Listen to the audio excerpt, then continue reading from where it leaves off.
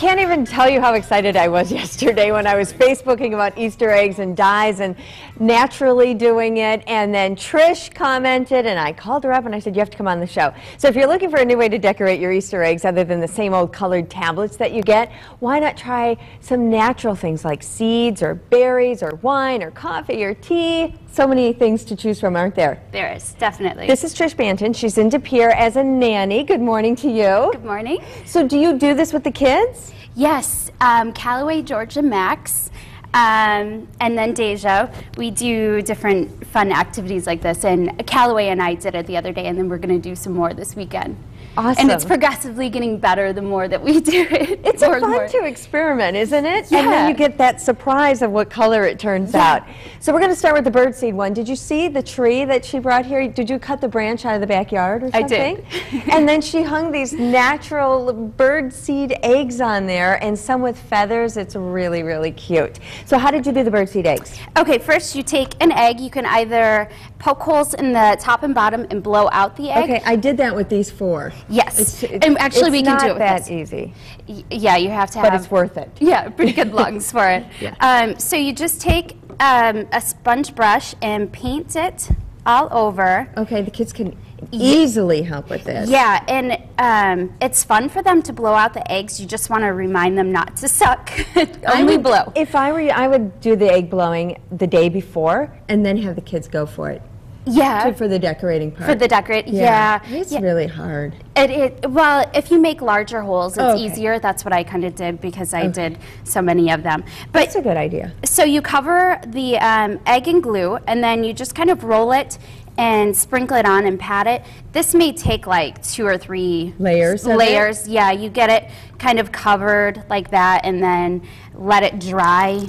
And the egg carton works as a good kind of drying rack. Perfect. And then you just go over it. The brown does work better than the white. Because then if you have a little showing through, it doesn't really matter. Exactly, exactly. And you can kind of see from the one that's finished. If you don't want to, if you can get a look at this one, if you don't want to hang it in the tree, because that's another step of stringing the ribbon and the beads and everything, just get one of these cute little pots. They're just a few pennies, basically, or you might have some laying around, 50 cents. Add a few feathers, and you have a nice little place setting. Yeah, for Easter or you could do some with candles, some with the eggs. They look cute. That is a great idea. Now let's talk about some of the natural dyes. You tried wine.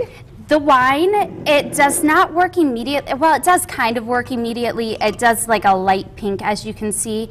But that is just 1 minute, basically. Yeah. 1 or 2 minutes being in there. But then here is what it looked like after overnight.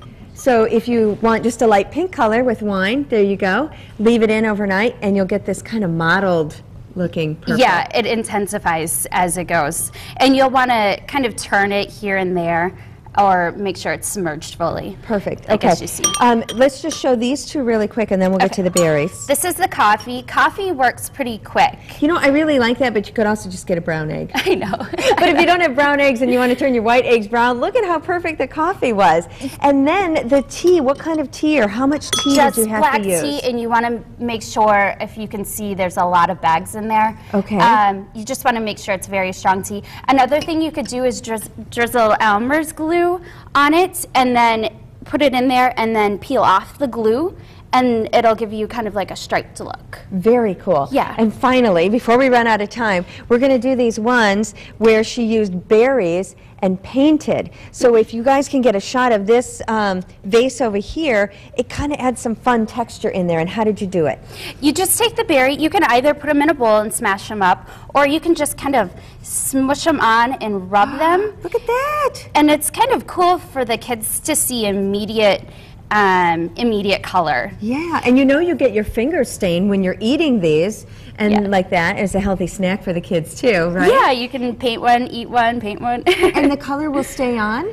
Yeah, you want to leave it kind of like this and let it dry, and then you can kind of buff off the seeds afterwards. Okay. If you wipe it right away, you're going to wipe off the color. Okay, so let it sit for a while. Yeah, another thing, quick, you'll want to wipe it with some, just some vinegar first. It helps the color to adhere to the egg. Okay. And then you can, also with the wine, you can polish it with some oil and you'll get a shiny look instead of the matte. You are so clever. Thank you for posting on Facebook. You're welcome. Thank you for coming in today with your great ideas. And she obviously spent a lot of time working on this. All these great ideas, she sent instructions along, so they're going to be on our website, fox11online.com. Click on Good Day Wisconsin, and you too could have a really cool birdseed tree like that one. We'll be right back. You're watching Good Day Wisconsin.